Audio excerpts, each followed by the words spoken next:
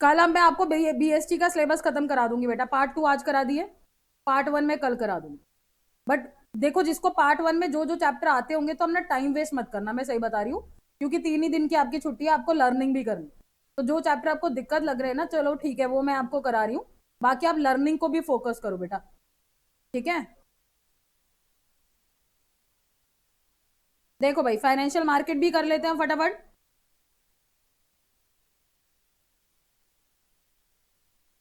बेटा financial market की मैंने आपको बहुत इजी डेफिनेशन दी है। जिसको नहीं पता फाइनेंशियल मार्केट क्या होता है बेटा, फाइनेंशियल मार्केट फाइनेंशियल एसेट्स में डीलिंग करता है। फाइनेंशियल एसेट्स कौन सी होती है? Shares, debenture, bonds. तो हम कहते हैं financial market is a market for sale and purchase of financial assets. Financial market में फाइनेंशियल एसेट्स की बाइंग और सेलिंग होती है।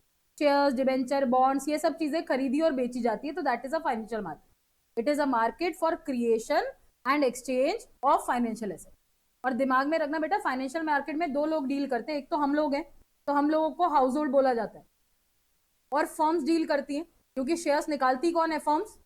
खरीदते कौन है? हम लोग। और फाइनेंशियल मार्केट इंटरमीडियरी होता है, यानी इसके थ्रू हम खरीदते हैं।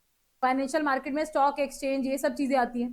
तो हाउस होल्ड जो होते हैं वो सेवर्स होते हैं, फर्म्स इन्वेस्टर होते हैं, और फाइनेंशियल मार्केट एक इंटरमीडियरी होता है, ध्यान में रखना, ठीक है। फाइनेंशियल मार्केट क्या करता है? हाउस होल्ड की सेविंग को फर्म्स के इन्वेस्टमेंट में कन्वर्ट करता है। तो हम कहते हैं financial market is a market for sale and purchase of financial asset, creation and exchange of financial asset. 3 लोग डील करते हैं फाइनेंशियल मार्केट में, हाउस होल्ड हो गया, फर्म हो गया, और intermediary is a financial market, ठीक है। अब फाइनेंशियल मार्केट आपकी 2 पार्ट्स में डिवाइड होती है, ठीक है। आप पार्ट्स याद रखना, फाइनेंशियल मार्केट के 2 टाइप्स होते हैं, कैपिटल मार्केट और मनी मार्केट। अब ये मैंने जितने भी डिफरेंस है ना, स्माइल करके याद करें, आपको भी आसानी से याद हो जाएंगे, ठीक है। पहले इनकी कहानी सुन लो, फिर तुम मेरे को आंसर करना।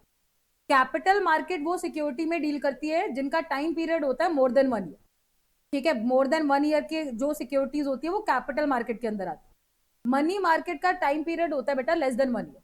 लेस देन 1 ईयर की सिक्योरिटी में अगर आप डील कर रहे हो, दैट मीन्स आप मनी मार्केट में डील कर रहे हो।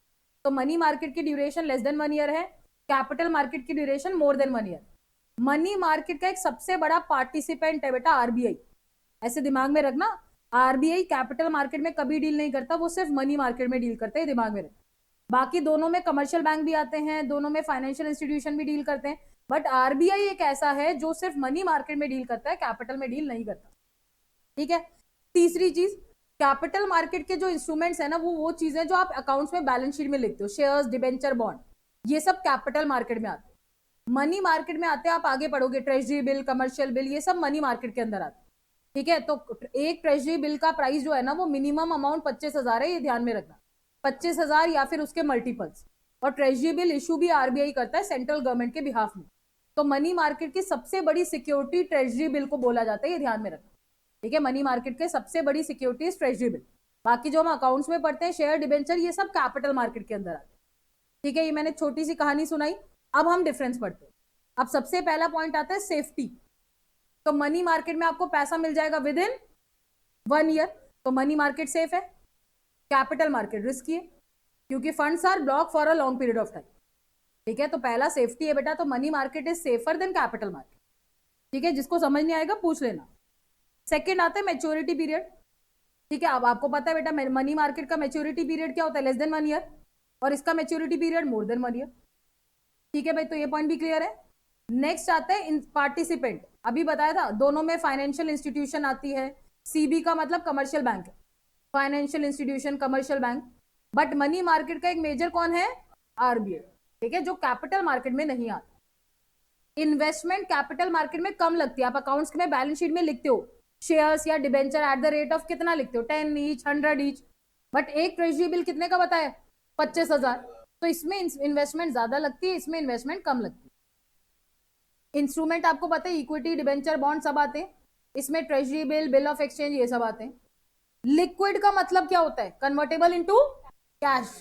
तो मनी मार्केट ज्यादा लिक्विड है, क्योंकि पैसा मिल जाएगा विद इन 1 ईयर, और कैपिटल मार्केट लेस लिक्विड है, क्योंकि पैसा ब्लॉक रहेगा for a long period of time. But आपको पता है, जितने लंबे टाइम के लिए पैसा ब्लॉक करते हैं ना, उतना ज्यादा रिटर्न मिलता है। तो कैपिटल मार्केट में रिटर्न ज्यादा होता है, ये ध्यान में रखना, ठीक है। और मनी मार्केट में रिटर्न कम होता है। तो ये कैपिटल और मनी में डिफरेंस, हमने एक पॉइंट भी नहीं छोड़ा है, तो ऐसे करके याद कर लेना। एस से पहला पॉइंट क्या था? सेफ्टी।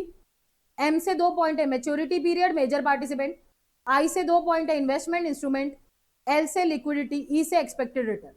तो स्माइल करके ये सारे पॉइंट्स याद होंगे, ठीक है। Safety, maturity period, major participant, ठीक है, इन्वेस्टमेंट इंस्ट्रूमेंट, लिक्विडिटी, एक्सपेक्टेड, ठीक है। अब कैपिटल मार्केट दिमाग में रखना, अगर मैं पूछूंगी फाइनेंशियल मार्केट के पार्ट्स बताओ तो आप बोलोगे कैपिटल मार्केट और मनी मार्केट। अगर मैं पूछूंगी कैपिटल के पार्ट्स बताओ तो कैपिटल दो पार्ट में डिवाइड होता है, primary market and secondary market, ये ध्यान में रखना। तो प्राइमरी मार्केट को ना बेटा न्यू इशू मार्केट भी बोलते हैं, NIM, new issue market. Secondary market को सेकेंड हैंड मार्केट भी बोलते हैं, second hand security market. Primary market new issue market है, ये सेकेंड हैंड सिक्योरिटीज मार्केट है। प्राइमरी मार्केट को न्यू इशू मार्केट क्यों बोला जाता है बेटा? प्राइमरी मार्केट में कौन सी सिक्योरिटीज ट्रेड की जाती है? सिर्फ न्यू। अगर आपकी कंपनी कोई फ्रेश शेयर निकाल रही है तो वो प्राइमरी के थ्रू निकलेगा।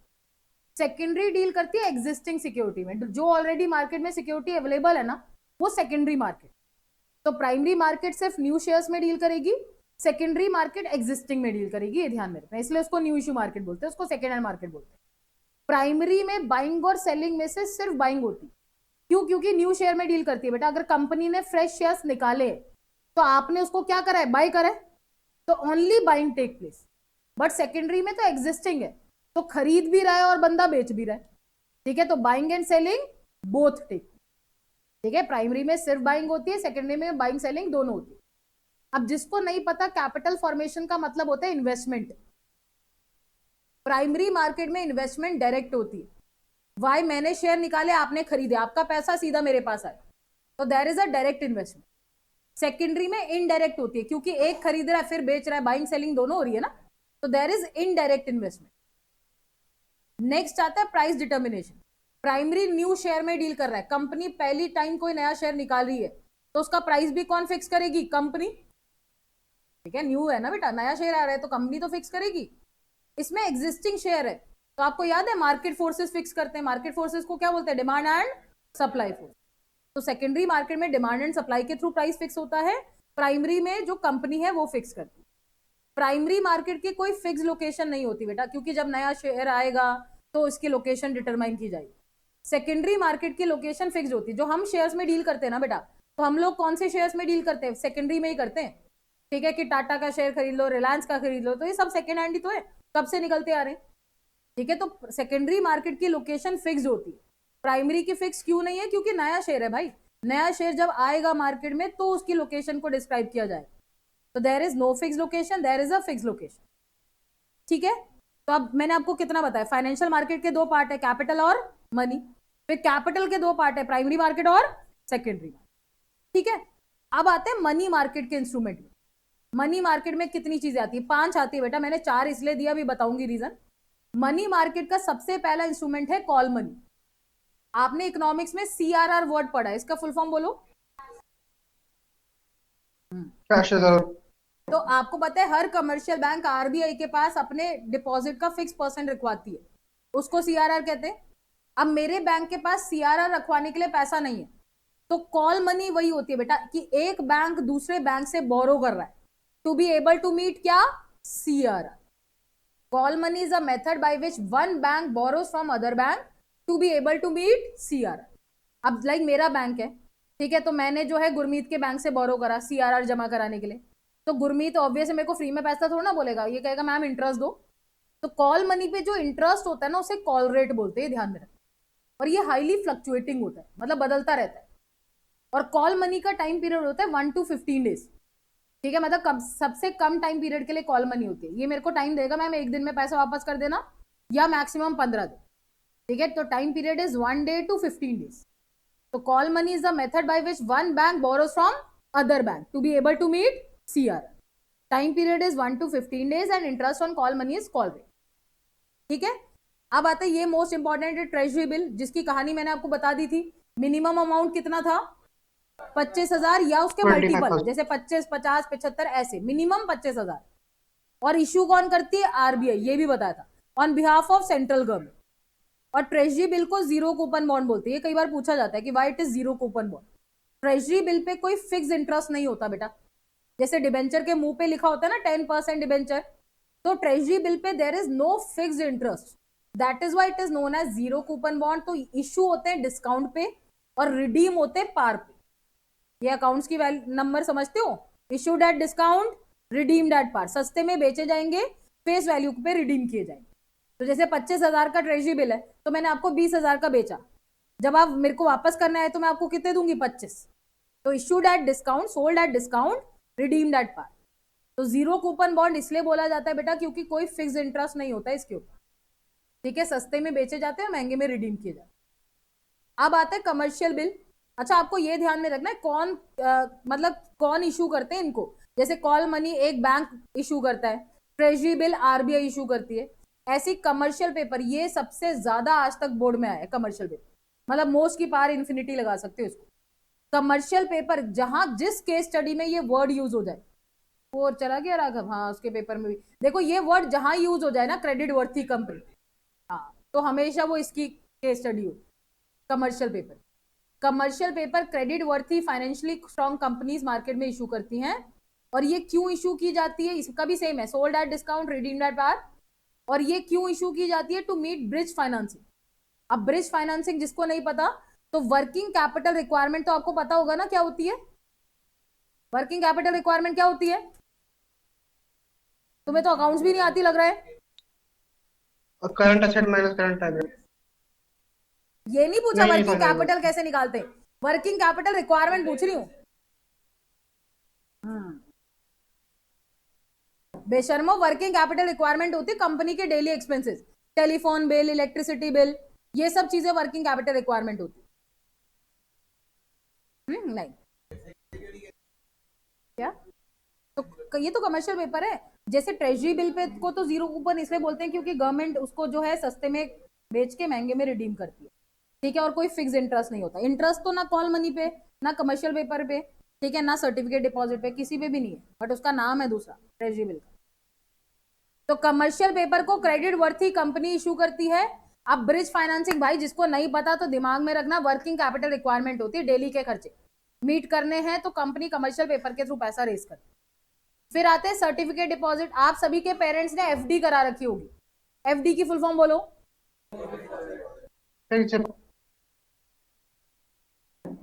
कहाँ करवाई है एफडी, बैंक्स में। तो सर्टिफिकेट डिपॉजिट भी कौन इशू करते हैं, बैंक्स ही करते हैं, ठीक है। और ये सब मनी मार्केट है बेटा, तो इनका टाइम पीरियड क्या होगा, लेस देन 1 ईयर। तो सिर्फ कॉल मनी का आपने टाइम पीरियड याद करना है 1 to 15 डेज, बाकी सब में आप लिखोगे less than 1 year, time period is less than 1 year, ठीक है। और सर्टिफिकेट डिपॉजिट भी बेटा, अगर आपको शॉर्ट पीरियड में ज्यादा पैसा चाहिए ना, ये लाइन जरूर पढ़नी है, ठीक। It helps to mobilise large amount for a short period of time, क्योंकि मनी मार्केट तो शॉर्ट, आपको पता है कि भाई लेस देन 1 ईयर के लिए डील करता है। तो कम टाइम पे, जैसे एफडी के थ्रू भी बैंक को आपको पता है बल्क में पैसा मिल जाता है। अब हम लोग बैंक में एफडी कराते हैं, ठीक है, 4 लाख 5 लाख 10 लाख की, और एक पर्टिकुलर टाइम के लिए करा देते हैं, 1 साल 2 साल 5 साल के लिए। तो बैंक्स को क्या होता है, कम टाइम में ज्यादा पैसा मिलता है। तो वही सेम कहानी सर्टिफिकेट डिपॉजिट की, कि इससे भी बैंक्स जो है मोबिलाइज करती है large amount of money for a short period of time, ठीक है। अब इसमें मैंने एक मिसिंग करा है, वो क्यों करा है वो आप खुद पढ़ोगे, कमर्शियल बिल। कमर्शियल बिल मैं इसलिए नहीं बता रही क्योंकि आपको अकाउंट्स बहुत पसंद है और आप 11 से पढ़ते आए हो बिल ऑफ एक्सचेंज, ऐसे मत बोलो यार। कमर्शियल बिल मैंने इसलिए छोड़ा है क्योंकि मेरे टीचर ने भी ऐसे ही पढ़ाया था, मुझे ए ने बी को गुड्स बेचे, बी ने उसको क्या ड्रॉ करके दिया, बिल, और बिल वो डिस्काउंट कहां से कराएंगे, बैंक से, तो दिस इज कमर्शियल बिल। वही सेम है, इसलिए मैंने इसको ऐड कर लो कि 5वां पॉइंट ये कमर्शियल बिल है, ठीक है। तो कमर्शियल बिल वही सेम है, bill of exchange. Call money, certificate deposit, commercial,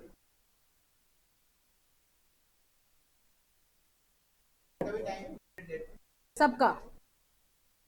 तो ये हमने देखो कितने आसानी से सारे मनी मार्केट इंस्ट्रूमेंट पढ़ लिए, आधा चैप्टर खत्म हो गया। अब आगे पढ़ते देखो, बाकी चीजें भाई इसमें जो मिसिंग होगी होगी, चैप्टर रीडिंग कर लेना एक बारी, मैंने सारी इंपॉर्टेंट वैसे कवर कर दी है। अच्छा, ये क्वेश्चन किसी को समझ नहीं आता, ये केस स्टडी दे रखी होगी और मैं हाथ जोड़ के रिक्वेस्ट कर रही हूं, ये डायरेक्टली लिखा होता है मेथड ऑफ फ्लोटेशन, डायरेक्टली लिखा होता है क्वेश्चन में, नोट्स में। हाँ, कोई डेफिनेशन इधर उधर होगी तो चेक कर लेना एक बार बेटा बुक में से। हाँ, आ जाओ। तो मेथड ऑफ फ्लोटेशन आपको डायरेक्टली गिवन होगा भाई क्वेश्चन में। तो बार बार फिर कई बच्चे मुझे कहते हैं पेपर में क्वेश्चन आ गया, हमें आता नहीं था। तो this is method of flotation in primary market. का मतलब क्या है, प्राइमरी मार्केट में शेयर्स निकालने के क्या क्या तरीके होते हैं। अच्छा पहले तो मुझे बताओ प्राइमरी मार्केट कौन से शेयर्स में डील करता है, सेकंड हैंड, न्यू। तो अगर मेरे को नया शेयर न्यू। निकालना है तो मेरे पास कौन कौन से मेथड्स है। तो अब नया शेयर निकाल रही हूँ तो लोगों को पता थोड़ा होगा। तो सबसे पहले तो तरीका है मेरा ऑफर थ्रू प्रोस्पेक्टस। मैं अपने शेयर के लिए प्रोस्पेक्टस निकालूंगी। प्रोस्पेक्टस में कंपनी की बेटा सारी डिटेल्स लिखी होती है, कंपनी का प्रॉफिट लॉस, कंपनी की फाइनेंशियल पोजीशन क्या है, सब कुछ प्रोस्पेक्टस में लिखा होता है। तो जब भी कोई कंपनी फ्रेश शेयर निकालती है बेटा, वो फर्स्ट ऑप्शन चूज करती है, प्रोस्पेक्टस निकालेगी उसका। प्रोस्पेक्टस कंपनी इशू करती है, क्यों? To attract general public. जैसे आप 12th के बाद आपको कॉलेजेस के प्रोस्पेक्टस आप पढ़ोगे कि किस कॉलेज में ज्यादा फैसिलिटी है, उसके अकॉर्डिंग आप एनरोल हो। तो वैसी बेटा जो कंपनी फ्रेश शेयर निकालती है उसका पहला तरीका है प्रोस्पेक्टस निकालना। प्रोस्पेक्टस एक डॉक्यूमेंट होता है which is issued by company to attract general public. और प्रोस्पेक्टस में कंपनी की पूरी डिटेल्स होती है, ध्यान में रखना, आपका फाइनेंशियल पोजीशन, बैकग्राउंड, हर चीज लिखा होगा। दूसरा तरीका होता है ऑफर फॉर सेल। देखो ऑफर फॉर सेल और प्राइवेट प्लेसमेंट में छोटा सा डिफरेंस है। ऑफर फॉर सेल में क्या होता है, कंपनी अपनी सिक्योरिटी बेच देती है इंटरमीडियरीज को। इंटरमीडियरीज होते हैं ब्रोकर्स। जैसे मेरी कंपनी में कोई नया शेयर निकाल रही है तो मुझे ऐसा डर लग रहा है कि लोग तो खरीदेंगे नहीं मेरा शेयर क्योंकि मेरी नई कंपनी, तो मैं उनको ब्रोकर को बेच दूंगी एट अ फिक्स प्राइस। ठीक है, लाइक आप लोग मेरे ब्रोकर हो तो मैंने आपको बेच दिया कि यार तू खरीद ले इतने में, तेरी मर्जी है, तू आगे जितने मर्जी पे बेच। तो ये ऑफर फॉर सेल होता है कि company sell it securities to intermediaries, then intermediaries resell in the market. और इंटरमीडियरी को बेचते हैं फिक्स प्राइस पे, और इंटरमीडियरी आगे किस प्राइस पे बेचेगा, बोलो हाई पे कि लो पे? हाई पे। This is offer for sale. और प्राइवेट प्लेसमेंट में कुछ नहीं है, इंटरमीडियरी की जगह प्राइवेट फर्म्स आ गई बस, और कुछ नहीं। तो company sell securities to private firm, जैसे LIC, UTI, इन सबको बेच दिया और फिर ये मार्केट में बेचेगी किस प्राइस पे, हाई की लो? हाई पे। तो दोनों में बस इतना सा डिफरेंस है, ऑफर फॉर सेल में मैंने ब्रोकर को बेचा है, प्राइवेट प्लेसमेंट में मैंने प्राइवेट कंपनीज को बेचा। अब आता है राइट इशू। राइट का मतलब ये वो वाला राइट है आपका अधिकार। तो राइट इशू ये कहता है कंपनी कोई भी अगर फ्रेश शेयर्स निकालती है ना तो वो सबसे पहले किसको ऑफर करती है, एग्जिस्टिंग शेयर होल्डर्स। जैसे आप मेरी कंपनी के ऑलरेडी शेयर होल्डर हो तो मैं आपको नया शेयर निकालने वाली हूँ, तो मैं पहले आपसे पूछूंगी कि भाई आपको चाहिए, बट कितना पूछूंगी, जितने शेयर्स ऑलरेडी आपके पास हैं। अगर आप मेरे 10% शेयर्स आपके पास हैं तो मैं आपसे और 10% ही ऑफर करूंगी कि 10% और चाहिए। अगर आप कहते हो 20% चाहिए तो मैं कहूंगी भाई मैं तो तुम्हारा राइट 10% का है और बाकी और चाहिए तो मार्केट से खरीद। तो राइट इशू ये होता है कि कंपनी कभी भी फ्रेश शेयर्स निकालती है तो it first offer it shares to existing share holders in the proportion of shares already held by them. जितने आपके पास शेयर्स ऑलरेडी है उसी प्रोपोर्शन में मैं आपको बेचूं। और IPO, ई का मतलब ई स्टैंड फॉर इंटरनेट होता है, और IPO is initial public offer. ठीक है, ये ध्यान में रखना। तो IPO ये कहता है अगर कोई भी कंपनी बेटा ऑनलाइन ट्रेडिंग करना चाहती है स्टॉक एक्सचेंज में तो उसको एक एग्रीमेंट बनाना पड़ेगा स्टॉक एक्सचेंज के साथ, जिसे हम IPO बोलते हैं, इनिशियल पब्लिक ऑफर। तो अगर मेरी कंपनी स्टॉक एक्सचेंज में ऑनलाइन ट्रेडिंग करना चाहती है तो मैं स्टॉक एक्सचेंज से एक एग्रीमेंट बनाऊंगी पहले, फिर मैं ऑनलाइन ट्रेडिंग करूंगी। This is IPO। ठीक है, इनिशियल पब्लिक ऑफर। ठीक है बेटा, ये हो गया। अब इस चैप्टर में जो सबसे बड़े क्वेश्चन आ सकते हैं बड़ी फॉर्म में, डायरेक्ट भी आ सकते हैं, या तो ये कंफर्म क्वेश्चन है बोर्ड का, या तो आपको फंक्शंस ऑफ सेबी देगा या फंक्शंस ऑफ स्टॉक एक्सचेंज देगा। तो दोनों के फंक्शन आपने रट्टे मारने। ठीक है, फंक्शंस ऑफ सेबी मेरे पास लिखने का लिए स्पेस नहीं था, थोड़े कम लिखे हैं मैंने उसके अंदर, आप बुक में से लर्न कर लेना, इजी पॉइंट ही है, कोई बड़े नहीं है। फंक्शंस ऑफ स्टॉक एक्सचेंज और फंक्शंस ऑफ सेबी, हाँ 5 कईयों के नहीं है, कईयों के 3 ही है, कईयों के 4 है, तो जितने हैं ट्राई करना उसको लर्न करना। हाँ ठीक है, ट्राई कर लो, 3 4 5 ही है बस, इससे ज्यादा नहीं है। तो पहले हम स्टॉक एक्सचेंज के फंक्शन पढ़ रहे हैं बेटा। ठीक है, आपको ये पता है भाई कि जितने कमर्शियल बैंक है उनको कौन रेगुलेट करती है, RBI। तो जितने स्टॉक एक्सचेंज है उनको कौन रेगुलेट करती है, SEBI, securities exchange board of India. तो अभी हम स्टॉक एक्सचेंज के फंक्शंस पढ़ रहे हैं बेटा। ठीक है, तो स्टॉक एक्सचेंज का देखो पहला फंक्शन बहुत आसानी से गिवन है। ठीक है, प्रोवाइड लिक्विडिटी एंड मार्केटेबिलिटी। अच्छा, लिक्विडिटी का मतलब क्या होता है, कन्वर्टेबल इनटू, और मार्केटेबिलिटी का मतलब होता है बाइंग एंड सेलिंग। तो स्टॉक एक्सचेंज किसको लिक्विड करता है, सिक्योरिटीज को। किसकी मार्केटेबिलिटी करता है, सिक्योरिटीज की। तो स्टॉक एक्सचेंज प्रोवाइड लिक्विडिटी किसकी, of securities. Stock exchange provide marketability of securities, बस यही लिखा हुआ है बुक में भी कि बाइंग और सेलिंग भी करवाते हैं सिक्योरिटीज की और सिक्योरिटीज को कैश में भी कन्वर्ट करते हैं। ठीक है, प्राइसिंग ऑफ सिक्योरिटी आपको पता है स्टॉक एक्सचेंज में प्राइस कैसे फिक्स होता है? By demand and supply forces. Stock exchange में सारी ट्रांजेक्शन सेफ है, क्यों? क्योंकि ऑनलाइन होती, पहले बिडिंग चलती थी, बोली लगती थी, आपको पता है। अब सारी ट्रांजेक्शन ऑनलाइन है, इसलिए सेफ है। स्टॉक एक्सचेंज इकोनॉमिक ग्रोथ को फैसिलिटेट करता है, क्यों? क्योंकि स्टॉक एक्सचेंज में इन्वेस्टमेंट होती है, यस और नो? आप इकोनॉमिक्स के स्टूडेंट हो, इन्वेस्टमेंट बढ़ेगी तो इकोनॉमिक ग्रोथ भी बढ़ेगी। तो यही बुक में लिखा है, क्योंकि स्टॉक एक्सचेंज में इन्वेस्टमेंट, री इन्वेस्टमेंट, डिस इन्वेस्टमेंट सब होती है, ठीक है, जिससे इकोनॉमिक ग्रोथ बढ़ती है। इक्विटी कल्ट का मतलब जिसको नहीं पता है, education. Stock exchange equity cult का मतलब हमें एडुकेट करता है, किसके बारे में? सिक्योरिटीज के बारे में। कौन सा शेयर आ रहा है, किस प्राइस पे आ रहा है, वो सब हमें स्टॉक एक्सचेंज बताएगा। और helps the company in raising finance. Stock exchange companies को हेल्प करता है पैसा रेज करने के लिए, क्योंकि हम लोग तो खरीदते हैं शेयर, कंपनीज उस पैसे को यूज करती है। और आपको पता है बीच में क्या बताया था? हाउस होल्ड्स क्या होते हैं? सेवर्स। फर्म्स होते हैं इन्वेस्टर। और फाइनेंशियल मार्केट क्या होता है? इंटरमीडियरी। तो stock exchange helps the company in raising finance. Company stock exchange के थ्रू पैसा रेज करती है। तो बहुत ईजी पॉइंट्स है बेटा, ये स्टॉक एक्सचेंज के फंक्शन है। हाँ बेटा बोल। प्रोवाइड्स, हाँ ये नहीं बताया। प्रोवाइड स्कोप ऑफ स्पेक्यूलेशन का मतलब होता है बेटा सस्ते में खरीदना और महंगे में बेचना। तो स्टॉक एक्सचेंज ये करता है, शेयर में हम क्या करते हैं? शेयर सस्ता होता है खरीदते, महंगा होता है बेचते, this is speculation. Equity cult का मतलब हमें एडुकेट करता है, ठीक है, about different types of securities, their prices.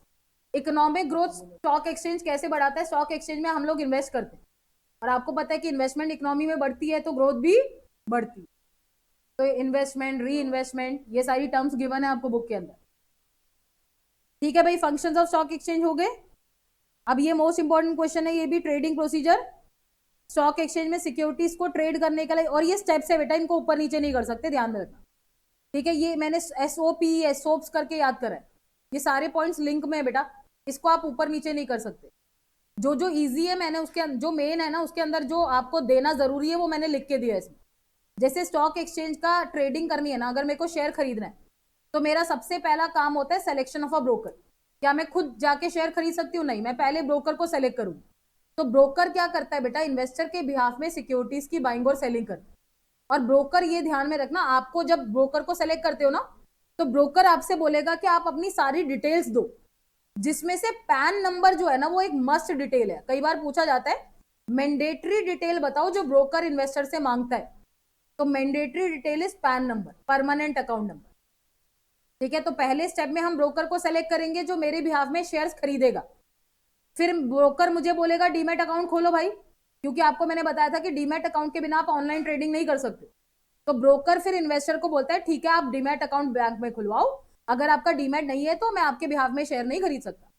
तो पहले हमने ब्रोकर को सेलेक्ट करा, फिर हमने डीमैट अकाउंट ओपन करा। अच्छा, डीमैट अकाउंट क्यों जरूरी है?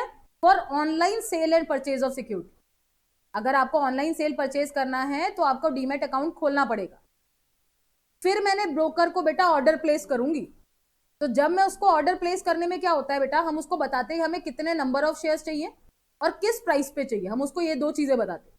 नंबर ऑफ शेयर का मतलब लाइक मैं उसको कह रही हूँ मेरे को 100 शेयर चाहिए, और प्राइस में मैंने उसको बता दिया 10 रुपए का हर शेयर होना चाहिए, तो मैंने उसको नंबर बता दिया और प्राइस बता दिया। तो ब्रोकर को जब प्लेस करते हैं ना बेटा ऑर्डर, तो ब्रोकर हमें देता है ऑर्डर कंफर्मेशन स्लिप। तो ब्रोकर लिखित रूप में हमें लिख के देता है, देख लो यही बोला है आपने, कई बाद में आप बुक कर मत जाना, आपने इतने नंबर बोले और इस प्राइस पे बोले। ठीक है, तो ये ध्यान ये जरूर देना, प्लेसिंग एंड ऑर्डर में ब्रोकर हमें क्या देता है? ऑर्डर कंफर्मेशन स्लिप, कि आपका ऑर्डर यही है भाई, चेक कर लो। फिर वो मेरे ऑर्डर को एग्जीक्यूट करेगा। हाँ नहीं बेटा, उसके आसपास, अब मेरे को पता है ना टाटा क्या क्या शेयर का क्या प्राइस होता है, ठीक है, तो मैं उसके आसपास के रेट दूंगी ना, और ब्रोकर उसको बेस्ट प्राइस पे मैच करवाएगा। अब ये फ्लक्चुएट होते हैं, जैसे मेरे को पता है टाटा स्टील का प्राइस जो है वो 80 से 100 के बीच में होता है, तो मैंने उसको बोल दिया कि 70 रुपए के आसपास मुझे दिलवा दियो, 70 से 75 में, तो वो बैठा रहेगा और ये फ्लक्चुएट होता रहता है। तो मेरे, हाँ ठीक है,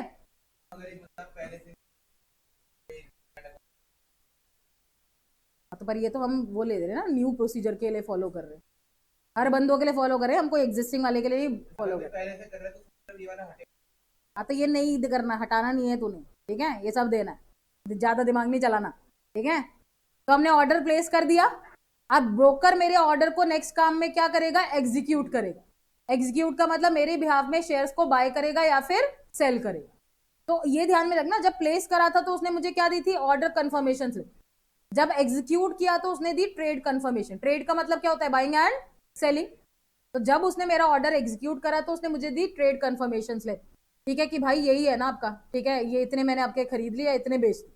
और ये दिमाग में रखना बेटा, ट्रेड कंफर्मेशन स्लिप के विद इन 24 आवर बनता है कॉन्ट्रैक्ट नोट, और ये बहुत जरूरी होता है। कॉन्ट्रैक्ट नोट एक एग्रीमेंट होता है, ठीक है, किसके, ब्रोकर में और आपके बीच में। उसमें सब कुछ लिखा होता है, डेट लिखी होती है, किस डेट को आपने शेयर खरीदे ब्रोकर ने आपके लिए, किस प्राइस पे खरीदे, कि कल को कहीं आप मुकर जाओ या ब्रोकर मुकर जाए तो आप केस कैसे फाइल कर सकते हो, जब आपके पास कॉन्ट्रैक्ट नोट हो। तो ये एक लीगल डॉक्यूमेंट होता है जो हमें लेना बहुत जरूरी होता है। नहीं है तो हम किसी कोर्ट में जाके ब्रोकर के खिलाफ कुछ नहीं फाइल कर सकते, ध्यान में रखें। अगर कोई धोखाधड़ी हो जाती है तो कॉन्ट्रैक्ट नोट मस्ट हो। तो ट्रेड कंफर्मेशन स्लिप के विद इन 24 आवर में बनता है कॉन्ट्रैक्ट नोट। ब्रोकर इशू करता है, नहीं दिया तो फिर क्यों ट्रेडिंग करेगा तो उसके साथ, ऐसे ऐसे क्वेश्चन पूछते हो। और लास्ट काम होगा बेटा सेटलमेंट। सेटलमेंट का मतलब पेमेंट कर दो। अब पेमेंट आप दो बेसिस पे कर सकते हो, कैश बेसिस और कैरी फॉरवर्ड। कैश बेसिस में जितने के खरीदे पैसा दे दो, कैरी फॉरवर्ड में बोलो कि भाई अभी नहीं है, मैं 5 दिन बाद दूंगा या 10 दिन बाद दूंगा या 20 दिन। तो इसमें ऐसे कहते हैं T+2। T+2 का मतलब transaction with in 2 days. T+5 transaction with in 5 days. तो कैरी फॉरवर्ड में हम उसको टाइम बता देते हैं कि 2 दिन 5 दिन, ठीक है, उसके अकॉर्डिंग हम उसको पैसा दें। तो कैश में तो ऑन द स्पॉट आप जो है ट्रांजेक्शन कर हो गया।